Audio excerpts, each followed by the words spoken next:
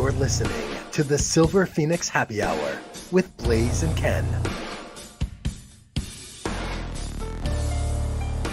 And now, Blaze and Ken. Hello there. Hi. Hello there. Welcome to the Silver Phoenix Happy Hour. I'm Blaze. I am Ken, and Yes, it you is are. Christmas time. It's here. We're delving right into it. The Are most you ready wonderful for time it? of I'm the not. year. I am. I'm ready. I just said, happy Hanukkah to my friends who are celebrating that a couple days ago it started. And then we have Christmas this weekend. So it feels weird to have Christmas on a Sunday this year for some reason for me. But 'Cause it screws everything up with the work week. well, yeah, We because don't get usually, that. We don't get that day off during the week. right. Yeah, exactly. So I'm actually doing some prosecco this week. I think this is going to be for till the rest of the year. Actually, I'm going to do prosecco. I'm just in that kind of So in zone. So other words, don't call you for the next week because you'll be on the floor because of prosecco. I get it. I no, get no, it. it's just just nice and light, easy breezy. So it's a super exciting week this week, guys. We have a guest who I am so fortunate and blessed to know and have worked with before, but also to be a huge fan of, Billy Sample from the New York Yankees, the Rangers, the Braves, also from a book that he has and a movie and other things going on. So we'll be introducing him in a minute. But Well, when you first, told me he was coming on, I got excited, yeah. and I'm really looking forward to this tonight. Yeah. I mean, we go back ways, and honestly, it was one of those like natural chemistry things, I think, between the two of us. We just are naturally like jokey. So we have that kind of like smile that's sort of like with a little wink and a smile kind of thing. So I think that that's why we got along so You well. got that twinkle in the eye, and it may mean Yes. something more than that. Yeah, I get it. Yeah, it's just like it's just fun, and he's just such a cool guy too, and so chill. Really, really awesome. But so Christmas, what are your plans this week? Um, doing the family thing this weekend, Okay. actually. So I'm looking forward to it. It's gonna be fun. Yeah, I'm doing the same thing. I'm trying to still get my gifts together. Honestly, I Oh, don't I've been have. done. I've Uh, been done. You well, know me, yours. like I yeah, you know me. I actually start picking up clearance after Christmas and putting it away for a whole year. That's kind of how I shop. It's because you live in Jersey. You can't do that in New York because there's not enough space. So I'm still debating because I don't just give a gift haphazardly. Like I actually do think about gifts. So for me, I can't Yeah, just so do go I. somewhere and pick something up. It has to be special in some way. My mom obviously is the most important one. So I already have some things for her, but I need to finish that. And, some friends and the rest of my fam. So it'll be a lot of fun. And obviously the Eagles play Dallas on Christmas Eve, so that's going to be a great game in Dallas. So, Yeah, two of my arch rivals right there. well, listen, let's talk about it. So, Eagles 13-1, uh, Uh, much to your chagrin. But the Giants won uh, this week. The Giants won yes. last week. So, what are they now? They are 8-5, still in it. They're 8 and 5 and 1. Yeah. Yeah, and then Jets are 7-7, Hmm. still in it. I think at least from last I heard. So exciting, but Yeah. let's like wait no longer. Let's segue from one sport to another and Yes. welcome professional baseball player and friend Billy Sample. Hi, Billy. Hey, Blaze. Hey, Ken, hi. How are you? Pleasure to meet you, man. I've heard a lot about you going into this, and I've been waiting a while for this show. So thank you for being here tonight. Oh, my pleasure. My pleasure. Ken, I'm still trying to get on Blaze's casting couch. I don't know. I, I keep trying and trying. At some point, I'm going to have to realize it's just me.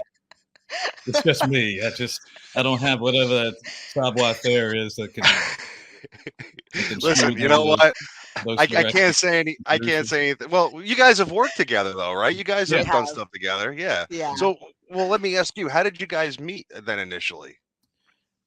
Keith Collins, I believe, is our Yeah. conduit. Yes. Absolutely. Mhm. Honestly, I have to have Keith on the show because he has introduced me to so many people, and everybody that he's introduced me to has been incredible. So for me, I do want to get him on the show if he's willing, for sure. But yeah, Keith Oh, he's introduced close to us. New Jersey. Yeah, Keith Yeah. introduced us. I believe you came and were on the red carpet. Matter of fact, if I find a picture of that, I'll put it on here. But you're on the red carpet for a movie I did called Echelon 8 back in the day. Yes. And that's where we first met. But then really we got to know each other and work together on a second movie that Keith was also part of called The Meat Puppet, which was a horror movie. Yeah. Uh, Yeah. you played a I've police managed to captain. be in 3 of Keith's horror movies, and I've survived all 3. Well, I'm waiting you for the got next that one. going. Yeah, really. Listen, Residuals, come on.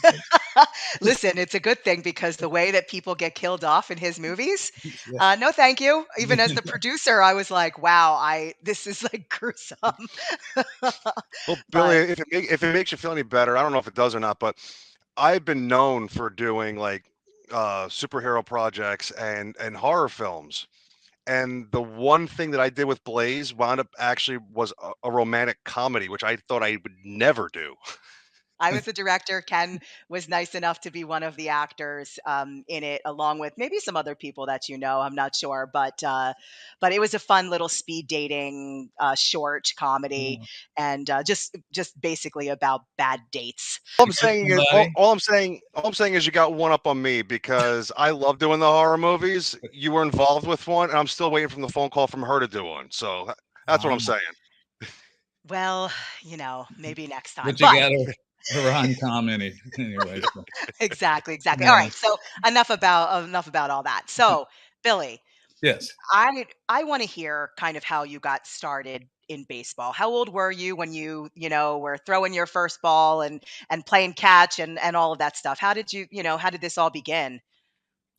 Well, I was the oldest of 4 boys. I was 5, 6, and 7 years older than my brothers, and, my grandparents raised me for a couple of years, and they lived out in the country, and my grandfather had gravel out there, and I would take a sawed-off broomstick and just bat rocks for a while or throw rocks, and it didn't dawn on me until maybe just a few years ago that my grandfather had to pay for those rocks. They were gravels. He had to go to Lowe's or Home Depot or some comparable back in the day to do that. I really wasn't very good. I didn't start until I was 12, and it was kind of funny in a way because uh, when I lived in Brooklyn for a couple of years, and then when I was 4 and 5, and then moved back to Salem, Virginia, where I was raised most of my life, and it was still segregated in Salem, in Virginia, at that time where we were, and I didn't go to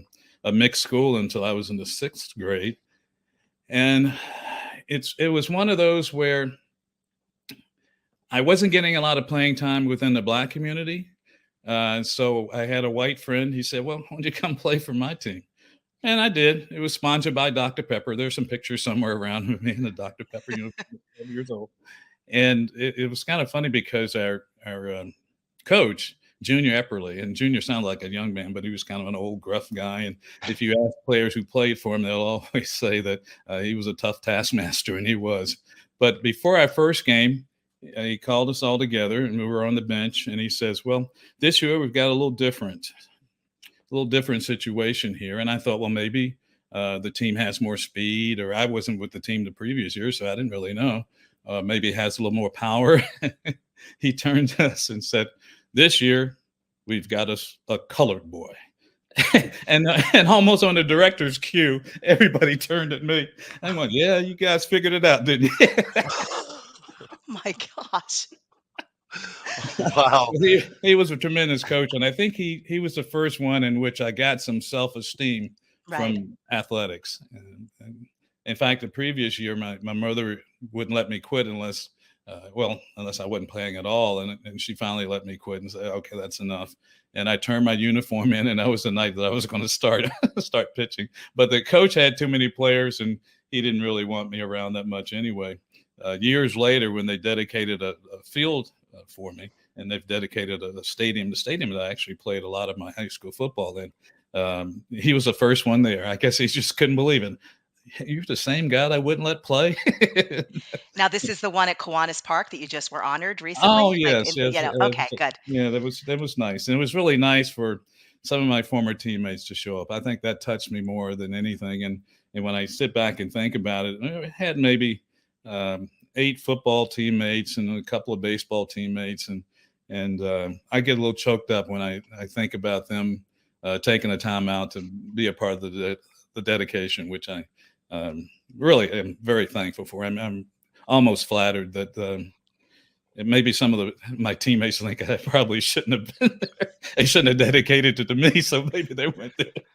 What? What are you talking about? Going there Listen, to complain. Hey, he listen, wouldn't go across the middle and catch 46, anything. 46 home runs Oh in the yeah, well, majors. Come on, that's Billy. no, that was that That was is back no in the day small when the feat. ball wasn't quite as it didn't have Titleist on it. I think the powers that be figured out that there is a greater correlation between offense and revenue.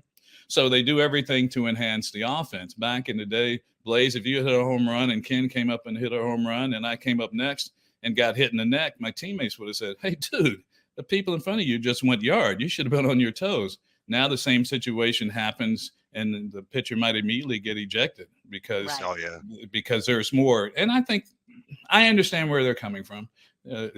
Nowadays, if you want that discretionary income, you have a 8-5 game in Cincinnati.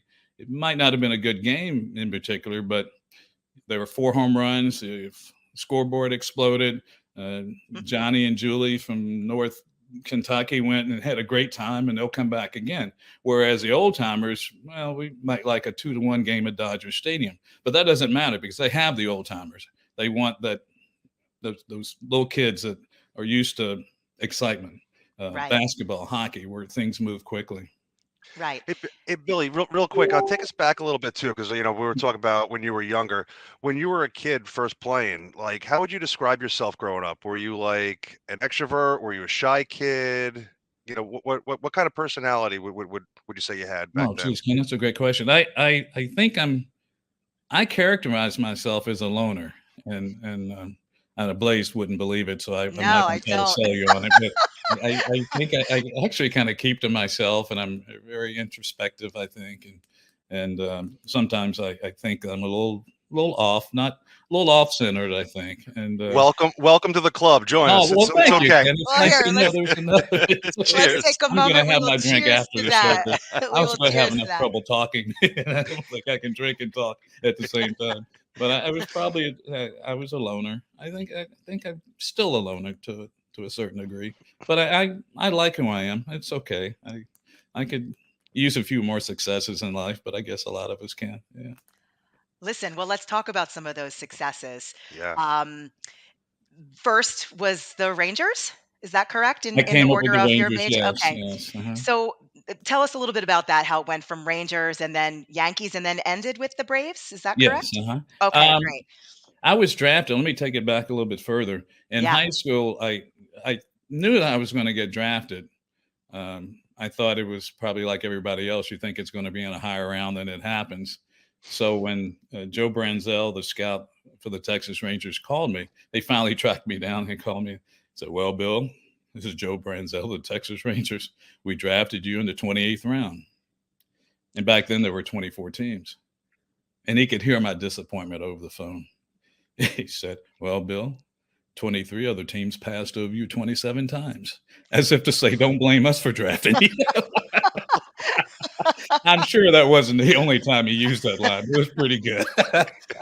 And outfield, right? You played outfield? Well, in high school, I was a third baseman, but I Okay. don't have a lot of size. So when I went to college, I was moved to the outfield, and I went to what is now James Madison University. And back then, it was 3-1 females to males. It just started. The baseball program couldn't have been more than 4 years old, and yet I had 6 teammates who signed pro contracts in addition to me. I was the first one to sign in 1976, but our center fielder, Todd Winterfeld, who was a 5-tool player, he signed the following year. He made it to AAA with the Mets. J.W. Mitchell, our clutch hitting shortstop, made it to AA with the Cubs. Jim Barber, our first baseman, made it to Double-A with the Rangers. Mike Lacasse was a teammate with Cal Ripken Jr. in the Orioles organization. And we had two players, Tim Simonis and Roger Lee, who played independent ball. So our coach, who just had his number retired, and he's passed a couple of years ago, but he was a tremendous recruiter, strong, good-looking guy. And I tell people he had a little trouble with veracity at times, but he was really a good recruiter. And I think we all miss him a little bit. We talk about Brad Babcock like the Yankees would talk about George Steinbrenner. So Right. that kind of persona. Yeah. Well, tell us a little bit too, because you also had a broadcasting career coming out of. Yeah, I woke up and I don't have any marketable skills, and I needed a job. I never did figure out what to do with the BS in psychology. I mean, what was I thinking? I hear you, brother. I hear you. about my third year, one of my professors said, I thought I was going to be a counselor of some kind, and he said, in order to counsel other people, you had to have your stuff together. And I thought, well, I wasted 3 years there. Yeah. I later found out some of the psychiatrists weren't all together either, but that was a little bit too late. All the good ones normally are. I'll be honest. Yeah. When I was playing, and I had a teammate that went, and I thought it really helped. It sort of relaxed you in certain situations, and I'm glad I did that. Although at the time, heck, we couldn't even tell anybody we went to a chiropractor back then. It was just that much in the dark ages, and as far as helping yourself and mentally, in addition to physically. I went to A-ball when we first signed, and Joe Klein, who was a great baseball man, and he was our assistant farm director, player personnel director now. He said, take a look to your left and take a look to your right. He called us together. We were about probably 25, 27 of us. He said to pick out another person because that's all that's going to make it to the majors. And he wasn't saying it to scare us. He was just saying those are the odds.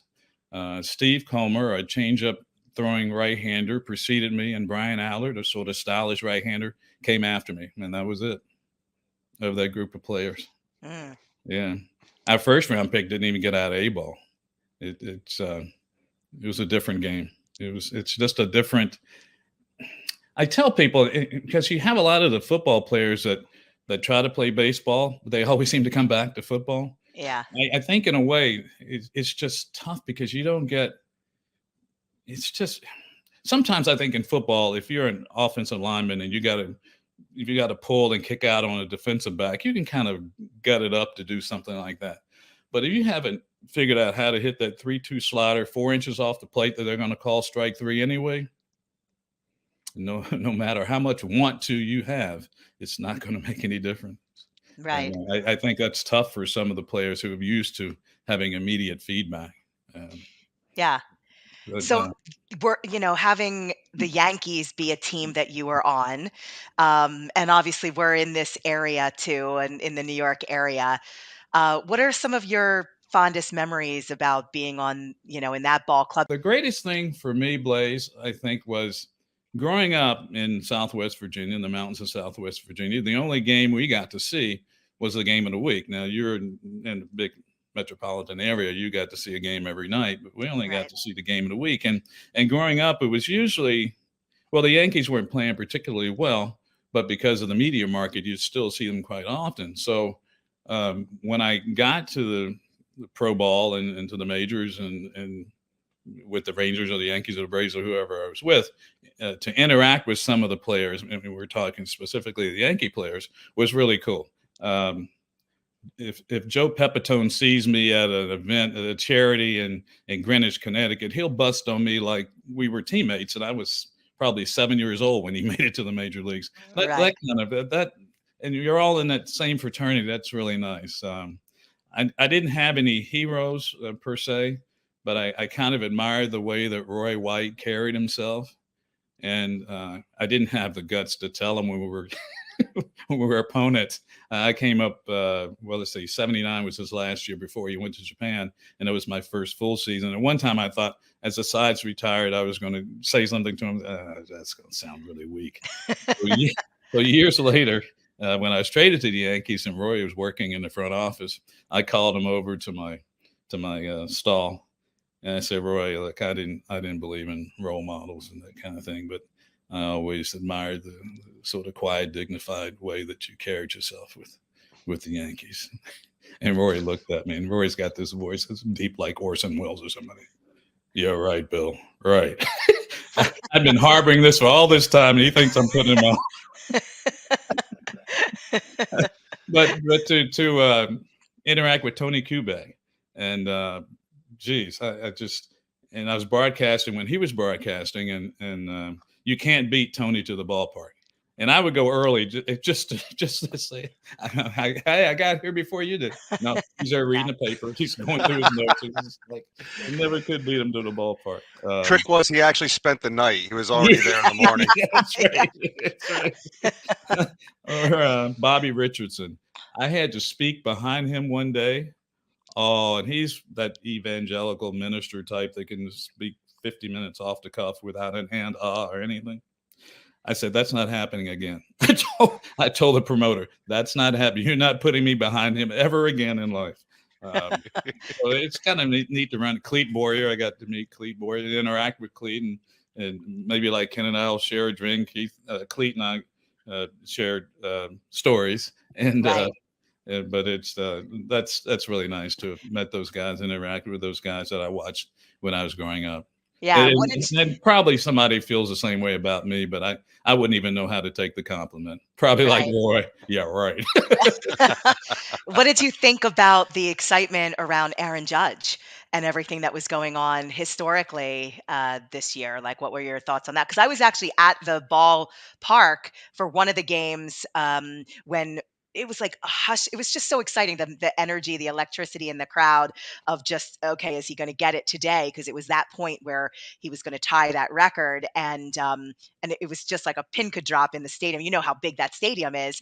It was magical. It really was. He didn't do it when I was there. Unfortunately, I didn't get to see it, but incredible. So what, do you still follow? Do you watch the Oh, World sure. Series every year? Yes. I think the Yankees are so fortunate to have you have all those years with Derek Jeter, who represents the Hmm. club so well, and a number of the people, Paul O'Neill and a host of others, Yeah. David Cohn, and then you have somebody like Aaron, who just, and what can you say? My goodness, it's just. I know for a lot of people, maybe 40 million a year is a lot of money. And for people like me that came up and didn't make any money, yeah, that is a lot of money. But I think with Aaron, you're paying for more than just the 62 home runs. You're paying for someone who represents your organization extremely well. Right. Yeah. Yeah. 100%. Yeah. That's And by the way, talking about money, my first contract, 21,000. You're shocked about it because if you're 50 years or younger, you've only known people. You guys are too young. You've only known people who have made millions of dollars. My minimum contract was 21,000 when I came up.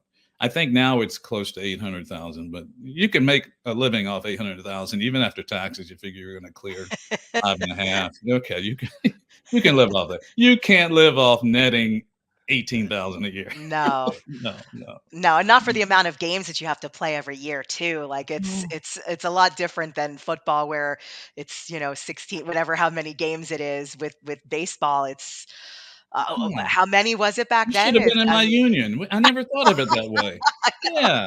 Yeah. You should have gotten paid by the game. Oh my Yeah. goodness. It would have been poverty level reimbursements. So A Year in Pinstripes and Then Some. What's the book about? Because I know it's available on Amazon and Kindle. Um, what made you write it and what's it about? Well, I wanted to write a book, Blaze, years ago, and someone said it was a good manuscript that I had submitted, but I didn't have enough name recognition. I thought, okay, well, whatever. And so then the option was that I could write it and publish it myself. And I, oh, sure. I've wanted to say some of these things, and I had the ability to say, and I think of myself as a writer. As I told one of my writing friends, I ascribe to be a scribe, and I think there's a way that I can express some things in the written word that maybe I couldn't verbally, which sounds kind of strange in itself. But and I think some of that emanates from my high school, my English teachers. Um, I can picture them now: Miss Sayers, Miss Pitts, Miss Bird.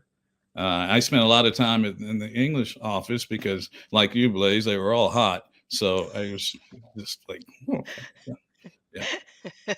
In fact, at my dedication, one of the teachers, not one of those teachers, but one of the science teachers, when I'm giving my spiel about whatever, and all of a sudden I look up and there's Daphne Jameson. I said, still hot, and kept right on going.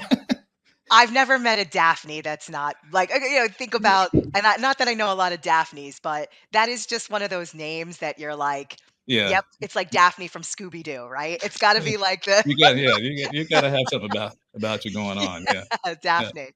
yeah, I love it. I love and, it. and she still did. It's just I don't know how long has it been since I've been like 50 years later, and she still did.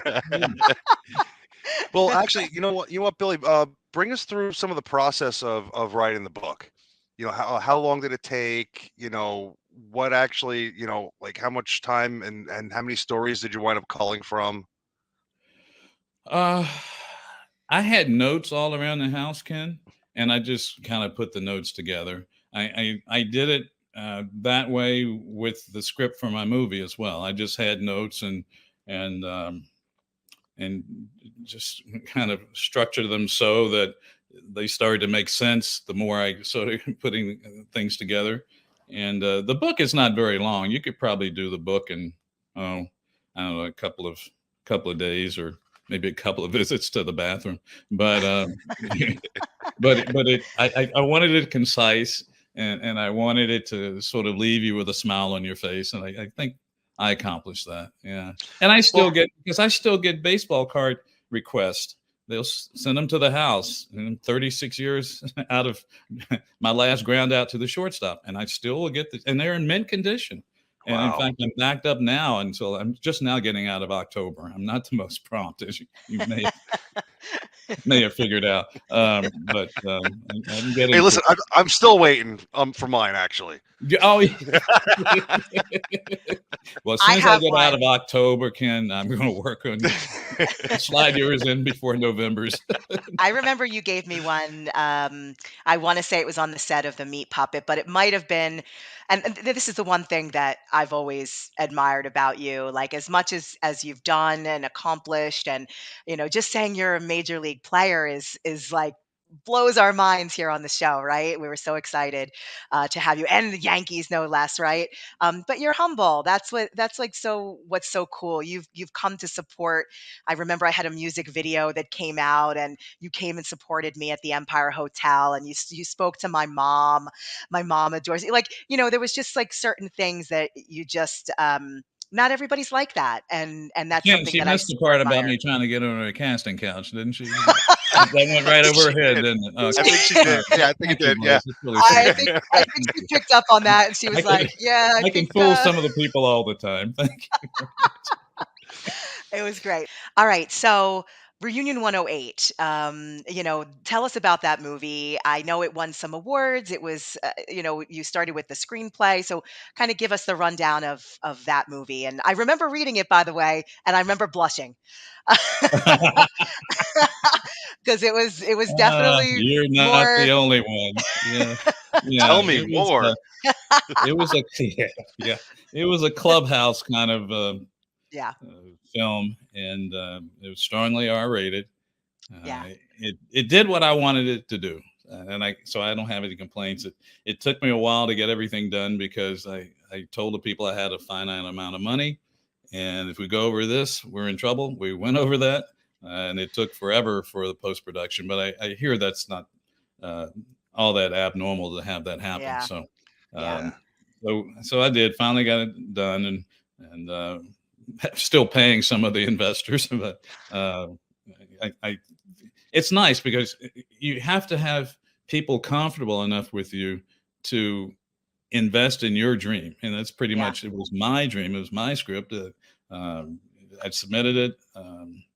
It took top honors. We know how that is. Sometimes we've been to enough film festivals to know that maybe it might be who you know and who you don't know. And one of the other people who had a screenplay wanted to read mine, and I sent him mine, and I got his, and his was good. But I thought mine was good too. So I thought there's nobody that's going to produce this. So let me try with a SAG Ultra Low, which turned into a SAG Low, and by the time I finished, but I'm so glad I did. It's just to get it done, just to finish it and take a deep breath, but it did exactly what I wanted it to do, and it's in your face, as you know. It's a little rough in edges, and No, I just felt like I was, as a female, I felt like I was in the locker room with you guys. And listen, I did sports reporting before, so I worked for ESPN and other, I've done things like that. So there's not a lot of things that surprised me or anything. It was more just I was blushing more because I felt like I was in the locker room watching, oh yeah. instead of We from the we touched outside. on some subjects that Yeah, usually don't get touched on yeah, in movies, and but yeah. that's kind of me. As I said to Ken earlier, I'm a little off centered, so it's You and I, it's you and I really have to talk off camera. yeah, I'm a little bit. I admit it. There's something that didn't that went off maybe early in my life, and it's still there. No, you But know what it is? It's the creative side. I mean, I think in order to be creative, you have to build a fantasy world. You have to like live in that. And sometimes, so what somebody calls off or it's usually because we have to put ourselves in places. And I know that from writing and from all the stuff that I've done creatively, even with painting and things like, you have to put your brain in. And I always say that creative people, um, amaze me because you have to create these worlds that are going to translate on the screen or in a book or whatever the case may be, and it's not an easy task to do. So bravo, my friend, that you oh well, thank followed you, through. thank I you. mean, it is. It's Yeah, it's you followed through. And that's the hardest thing in this business. Listen, at the end of the day, it's everybody starts something. Yeah. Everybody has this idea, but taking it from the idea to meeting the right people, to funding, to all the things, and then actually editing and getting it out. yeah. I mean, just that start to finish is a huge, huge um, feat in and of itself, and I Oh yeah. love that. Well, you definitely know. Yes, it Yeah, was, and it was a fun shoot. We shot 23 out of 25 days, and we had some people that I've seen afterwards who have continued their acting career. We had, oh, I would say about 25 SAG actors of the okay, roughly 90 some actors that were in it, and some yeah, without many lines. And I had one of my buddies, JT Turner, who was in Trading Places. I don't know. There was a part in the movie that Eddie Murphy's in jail, and he was in jail with him. He said, "Yeah, yeah." So I asked JT to reprise his "Yeah" in my movie, and it was really cool. And, yeah. Well, that sounds Well, like your friend, the one that were trying to give a compliment to the coach, and then he just kind of said that yeah as well. Like that seems to be a theme. Very deep voice. yeah, there are so many funny, and I think baseball has just inherently so many funny stories. Yeah. And I was telling somebody one last night uh, that I don't know. Hockey seems to be different because the hockey players will make the youngsters pay for their big dinner. They'll all Mhm. go out and charge thousands of dollars. I'm thinking they don't have thousands of dollars. I I couldn't buy a drink or pay for a meal until maybe my third year, and the veterans just treated us so well, and I I tend to drink somewhat sweet drinks like say it ain't so. maybe like Moscato or something like that, and so it's not really a macho kind of a drink. So uh, one veteran who was traded over would say, "What were you having? What are you having, Blaze Scotch? And what are you having, Ken? Bourbon and sample. We're not buying you that sweet." So, um, because they weren't going to be any part of having me embarrass the team, having somebody else walk by, and I'm here with a strawberry daiquiri with us. Little umbrella in With there. umbrella. Yes. Some whipped cream on top. Yeah, yeah, that wasn't going to work. But I love that. I love that. um, So, one of the things too, I mean, I know that you're a family man, you have children. They're both in sports, right? well, my oldest son Ian is actually a screenwriter. Oh, In okay. fact, he wrote a script with Marilyn McCoo and Billy Davis Jr. Oh my goodness. Just last year, and I don't know why it hasn't been greenlighted, but I'm thinking it's Marilyn McCoo and Billy Davis Jr. Yeah. How can you not? Wow. How can you not? But so we're still waiting. So he's out in L.A. Okay. And my daughter, who is the best athlete in the family, she threw the javelin at the University of Rhode Island. Actually, Ian also played football. He Yeah, that's what I played at the thought. University of Hawaii. Yeah, he Yeah. caught 10 of Colt Brennan's NCAA record, then NCAA record, 58 touchdown passes in 2006. I get a lot more out of that than he does. He Right. doesn't even admit to that. I'm going, yeah, but he caught because I'm living through my high school Right. football days through him. And the youngest boy, Travis, he's like a fitness guru. He got he's 6'3" and built like marble, and he works out of the YMCA in Ridgewood, New Jersey. And Oh wow. so they've done okay. They didn't get it from me, but they did all right. I'm sure they got some of it Well, from you, they're you nice know? enough to humor dad by saying it, but I'm going, nah, I wasn't there. Come on, you kidding? I Now, was gone. if you had to pick A favorite child? No. no, Kidding. no, no. No, I'm no, kidding. no. I would never ask that. No. If you had to pick a favorite baseball themed movie out of Ooh, all of them, besides your own, of course, ooh, what would you say? And then Ken, you think about it. I'm going to think about it too, what mine would be. Um, okay. Let me think.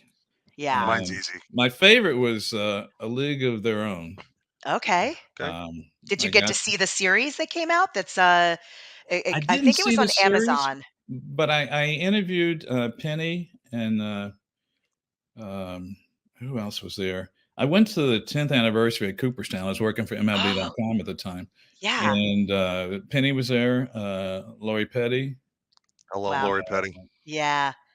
Um, Was who else Rosie was there? there? Rosie O'Donnell? Rosie wasn't there. No? Okay. Megan Kavanaugh, who was Okay. Oh, okay. the switch hitting. Well, she taught herself to. She actually taught herself to switch hit for the part. Oh Wow. wow. Uh, Gina Davis? Gina wasn't there either. Okay. I guess Lori was probably the biggest. Yeah. Yeah, Laurie's probably the Well, and biggest. Penny Well, Marshall, come Penny. on. Well, Penny. I'm sorry. Laverne and Yeah, Penny. Shirley, Yeah, like, oh yeah. my gosh. Of the actors, I meant. Yeah, yeah, yeah. Bigger name actors. Yeah. So that was fun. It was fun to be around, and that's probably my favorite, or certainly my in my top one or two or three. Um, I like 61, the Billy Mhm. Crystal movie. Oh yeah. Yeah. I thought that was good. How Reggie Smith, the former All-Star player, he was a baseball consultant on that, and I guess he got Tom Jane and Barry Pepper to look like Mickey Mantle and Roger Maris. Was just, oh my goodness, they were so. It was like you were watching the same people, and you knew that. I'm sure Barry Pepper's a lot smaller than Roger Maris, but they just really looked apart to me, and I was just so impressed with that. Yeah. Um, I liked what was the one? Um, yeah, Kevin Costner. Oh, Oh, Field of Dreams? Well, how many? Which Or one? no, yeah, I Field of was going Dreams, to say Bull which one is it? Durham. I like Bull Durham. Bull Durham. Bull Durham, That's yeah. in my top five. Yeah. Yeah, I me don't know. too. Maybe the other one, where they're For the coming love out of of the the game. cornfields. Which one is that? Field of Dreams, you mean? Field of Dreams. Thank you. Yeah. They'll never get For the old. love Huh? What's for that for kind? I'm for sorry. for the love of the game was great too. Yeah, that Actually, one that was was the Oh other good. yeah, Costner one. yeah. What was the Mm. one with it was on the other day too, and I'm just blanking on it, but it was Clint Eastwood and Oh, and Amy, yep, Amy Amy Adams. Amy Adams, yeah. Something Uh about the curve. Yes, Trouble with the Curve. Trouble with That's the Yeah. it. Curve. Thank you. I needed you to Yeah. lead me down that one. But yeah, I thought that was good. But I even go back to The Natural with Oh Robert yeah. I like The Redford. Natural Like too. that was Yeah. Yeah. such a classic. And then of Yeah. course the Disney ones that came out too. The Sandlot. I mean, there's a classic. There's so many. I mean, but baseball is just one of those because it is America pastime, at the end of the day. And whether you have memories of, for me, I remember watching the Phillies specifically and Yankees with because my grandfather was from New York originally, but then we lived in South Jersey. So if you lived in South Jersey, you were Phillies fan. So I could get away with it because I was like, all right, Phillies, National League, Yankees, American League. That's why I always got around saying that I was a fan for both and not a bandwagon girl. But I just remember, scratching my grandfather's back and watching Oh, baseball like that. That's just part of it. And my mom, same thing.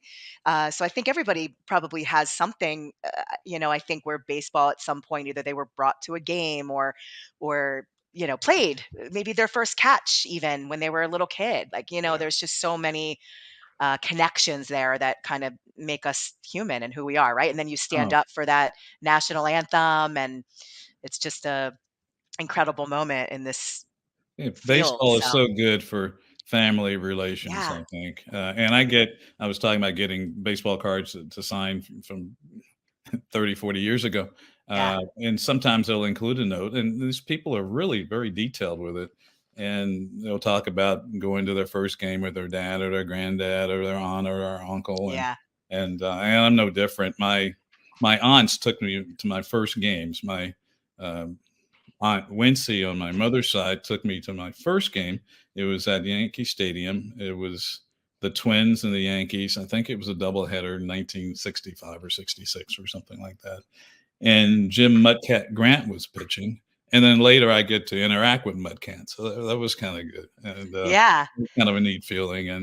And other aunt, she dropped me to the aunt on my other side of the family, my father's side, and she took me to my first game. I actually took my brother and her son to our first game at Shea Stadium, and it was 19. Mm. I think that was well, it had to be at the same time, so it was either 65 or 66. And I remember um, Johnny Lewis. Uh, got the only Mets hits that day. One was a homer, and another was a single or double. And years later, when I'm broadcasting, I went up to Johnny and said, "Yeah, my first game was this." And to see him light up because he remembered you hit a homer and a double, and it's Yeah. only two hits, and he remembered it. So it was kind of neat to watch him light up in remembrance of that particular day. So that's kind of neat. Those kind of things, but yeah, the family stuff, family, Yeah. and you can talk to you. You can talk. It's not fast like the other sports, but you have the opportunity. It slows down enough for you to have an interaction or a conversation or your significant relative to tell you about a situation or explain part of the game to you or and I think that'll always be there. And evidently, the way they're paying people, there's a lot of money still in there. So I mean, we do a segment called In the Kitchen with Nicole, and we're going to play that after our interview is done. But I'm curious because I know she's probably going to be talking about food at stadiums. What's your favorite, baseball type food at a stadium? If you, are watching a game, are you a hot dog guy? Are you a nachos, a pretzel? Like, what's your go-to? let me tell you, it's a lot different nowadays than it was back in my day. Nowadays, you can eat breakfast, lunch, and dinner at the ballpark. They're Oh wow. really Yeah. taken care of. In my day, you still had to eat your food except for a post game meal away from the stadium, and there were some that were better than others. I remember, and evidently, the Rangers were very good tippers, and I think we were. I remember I was a player rep a couple of years when I was in Texas, and one of the clubbies he came to me and said he affirmed that I was a player rep, and I said yes, and he couldn't do enough for us because we were just so appreciative of whatever they did, and we had people like Buddy Bell and Al Oliver, and they sort of set the tone for a lot of us, and especially the younger players coming up. So we were all very generous because you want people uh, to feel good about their interaction with you. So you don't really want. I've heard of superstars that would give a clubby $20 for a 3-day trip and ask for $5 change back. But we were good. The Rangers were very good about that. We were good with interacting with people, and I think somebody will set the tone, and everybody else picks it up, and it continues. So I feel good about that because I want people. I consider myself an entertainer, and I want as many people to see it and appreciate it as possible. So if we're all in it together, I want everybody to leave with a good feeling, and we with a W. Right. You know what? And I think that might be a really great way to sum everything up because you brought it tonight for us. So thank you very much. Two Oh, okay. questions I have left though before we let you go. All right, please. Yes. One, so I've heard of like squirrels running on the field and fans acting nuts. What is one thing that you Oh, recall? I Is got there one for you. anything? Okay, I tell got me. one for you. Morgana, Okay. the kissing bandit, Oh Yeah. the yeah, really, yeah, yeah. the really Uh-huh. endowed person. So she'd run on the field and kiss George Brett and Nolan Ryan and big stars like that. There we go, kiss. So we were at a show in Dallas. It was a car show in Dallas, and she was there. I'm not exactly sure why, and I was there, and I'm not exactly sure why I was there either. But she's getting interviewed, and it's live, and I snuck up on her and I kissed her. Said yes. I love it. You turned the Yeah, tables on her. I my love it. my That's my, awesome. my list of triumphs right there. Yes, that's Yeah. fantastic. I love it. And yeah, Uh, and Kim, when she kisses you, I mean, when she poses for a picture with you, she has a way of, and that kind of stuff didn't really move me. That kind of running on the field, and you're just interrupting my day. But then Yeah. but she was really cool and really fun to be around. And when she takes that picture, she kind of moves in. I think she does that on purpose too. But she kind of moves into you like that. Oh wow! I need to do more So push so ups. oh, so you I'm got gonna a have to little take some something out of it. tips. I'm gonna take some tips here. Oh, it was really sly. It was like, oh, and you kind of just as the picture came, I went, oh, okay, all right, I'm a fan. That's awesome. I I love it. love it. I love it. All right. And then my last question we ask everybody that comes on the show, all of our guests, if there's a tip that you can give to somebody that's just starting out in baseball, whether it's as a little kid, picking up a glove and ball for the first time, or, somebody that maybe has a dream of being in the majors, what's your advice to them? Well, the one bit of advice I think of all the speeches I've heard over the years was given to me, or at least I absorbed it from a sports writer in Roanoke, Virginia, Bob McClellan. And he loved me. I don't know why, but he loved me, and I got all the good press in high school. I was overrated in high school and probably underrated in the majors. But he said, and this applies to not only sports but anything else. He said, "Try to be better today than you were yesterday, and tomorrow than you were today." And whether it be because sometimes people will just try to be better than whoever the competition is. Well, you might have naturally more ability than that person at that given time, and if you change yourself by just trying to get by, then by the time you move to the next level, you might go to college and, oh, you were all state. Oh, I was all state too, and my state might have been better than yours if you hadn't Yeah. worked hard at improving yourself daily. And that's the only thing that I remember from all the speeches that I had heard. And that's probably the only bit of advice that I try to pass down the road. Well, that was perfect Mhm. advice. Yeah. Billy, thank you so much, man. Actually, if nothing else, you lit a fire under me because years ago, back when Hurricane Sandy hit, I had decided I was eventually going to one day sit down and start writing a memoir, which I did, and I got a few pages into it, and I put it away. And I vowed that at some point I was going to go back and finish it. And knowing that, what you've done, writing the book, working on movies, like I really want to go back to this now. So thank you actually for being part of an incentive to make me go back to want to write again. Oh, well, thanks, Ken. That's awful nice. And by the way, Blaze, I don't know if I told you that I am working as a producer on a movie now It's tentatively titled "For the Love of the Iron Horse." The Iron Horse being Lou Gehrig, Yeah. Yankee great, and I think they're going to shoot it in February and March. Bill Duke is, I think he signed on to direct it, and that's a pretty big name. So Yeah. we'll see how it goes. I guess I'm the baseball part of the production team, and to make sure As well, you should be. yeah, that's right. I've only messed up 2 other movies, so I'm Uh, going to get the 3rd one right. You will learn from fighting over stats, right? Yeah, yes.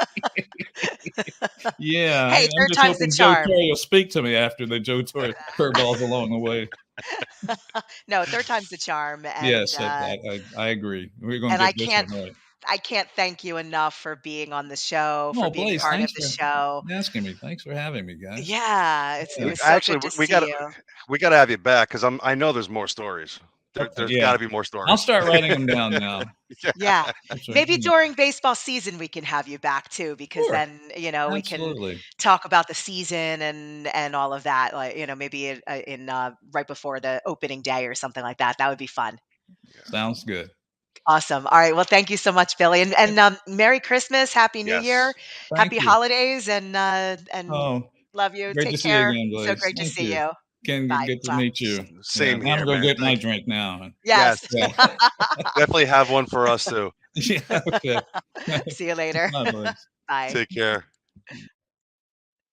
Oh my God, that was awesome. I love that man. Yeah.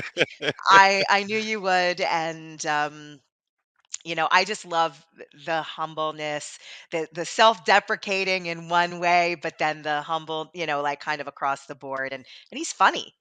Yeah, definitely a I guy just after I my own like his heart. humor, and again, there's the people that you connect with when you first meet them, and you Yeah. just are instant friends. There's we don't see each other all the time. As a matter of fact, I hadn't seen him in years before that interview there. So um, yeah, it touched Yeah. my heart. It was fantastic. I didn't think get to bring it up. Actually, my favorite baseball film Oh, is probably Field of Dreams, only because I'm a huge James Earl Jones fan, and he played one of the yes, greatest characters ever. When he yeah. comes down and says, "Oh, you're from the '60s," like I'm just like, it's one of my favorite lines ever.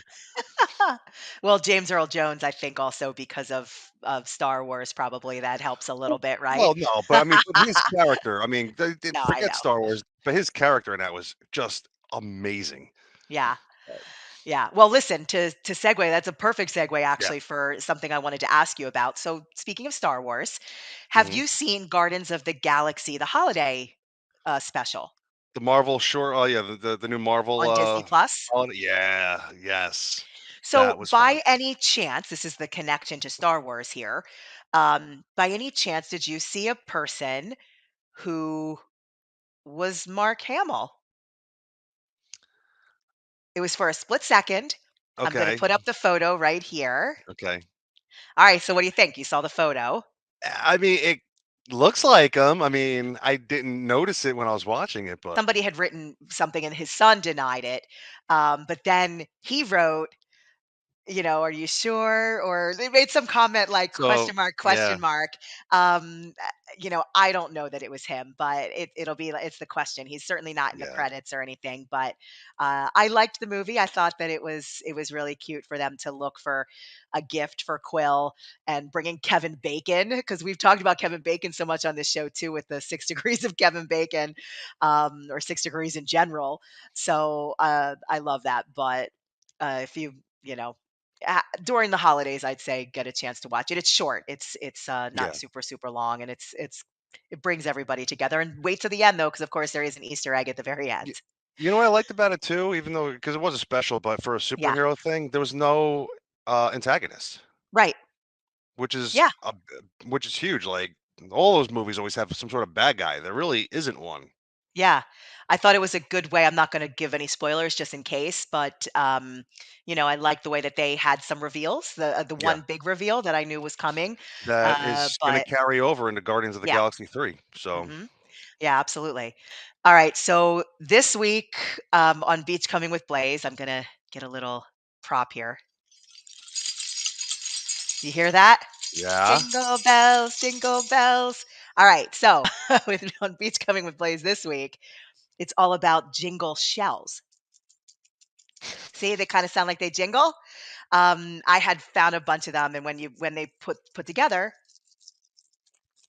they jingle. Oh, And they're called jingle shells. So let's roll that clip, and I'm going to talk all about them. okay. Jingle shells, jingle all the way. Today's episode is all about shiny bivalves that make a bell-like sound when they're shaken together, aptly named the jingle shell. Also known as a saddle oyster, these mollusks are filter feeders.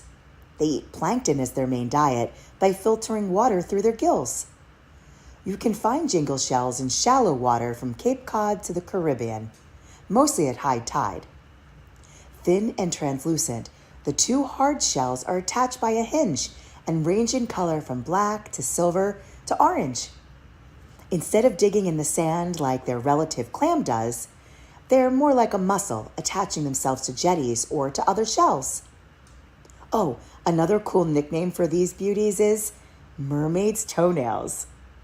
If you collect enough of them on your beachcombing adventures, you can make some pretty cool things with them too, like wind chimes and jewelry. Well, until next time, explore, learn, love the adventure. Jingle Jingle bells. shells, jingle Jingle shells. shells. Listen, I love them because they're like really pretty. They're all different colors and they're so shiny. I love them. The World Cup. Did you Yeah. watch? I didn't, not towards Oh, the end. Ken, listen, I only got into it really, I'm going to be honest. I do watch the World Cup as it comes around every year, but once the US is out, sometimes I'm just like, Yeah. I wait for the girls when they're playing in next time. But for some reason, I think because I work with a couple of colleagues from Argentina, and I've been right with them, and they're calling me their good luck charm too a little bit because everybody that I picked to win in each game won. So it was exciting. I watched the game. Alejandra, who one of the girls that I work with, she sent me this from the there it is. She sent me this from Oh. the parade route. How Mm-hmm. cool is this? That's Messi right there and waving at her. There it was incredible. I'm so happy for them. And it really was an incredible game. Like Yeah. I've never seen a game like that. It went to penalty shootouts. Obviously Argentina prevailed, but I mean it was a nail biter the whole time and just a great match between two excellent clubs. So Yeah. really incredible. So speaking of also food at the stadium, we talked about food a little bit with Billy. Nicole is going to take us in the kitchen now. So let's roll that clip. Okay. What's up, Ken and Blaze? I know we're talking to a former Yankee today. Super exciting. However, can we get a word in for our New York Knicks? And that brings us into delicious stadium foods. My mantra, eat, enjoy, and move on.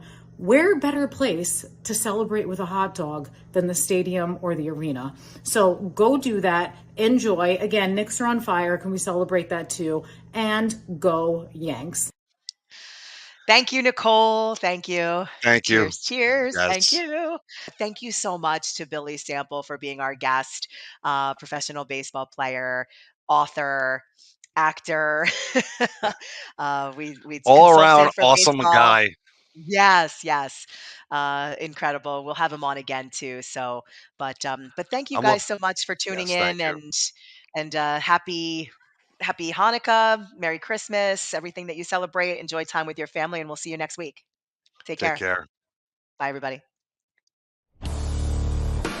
You've just enjoyed the Silver Phoenix Happy Hour with Blaze and Ken.